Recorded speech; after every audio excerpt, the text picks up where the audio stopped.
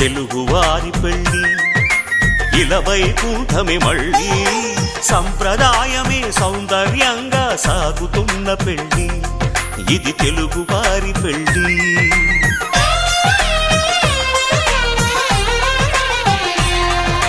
తెలుగువారి పెళ్ళి ఇలవైకుంఠమే మళ్ళీ సంప్రదాయమే సౌందర్యంగా సాగుతున్న పెళ్ళి ఇది తెలుగువారి పెళ్ళి ఒకరికి ఒకరని అనుకుంటే అదే నిశ్చితార్థం ఆ నిర్ణయానికి తలవంచడమే పెళ్ళి అంతరార్థం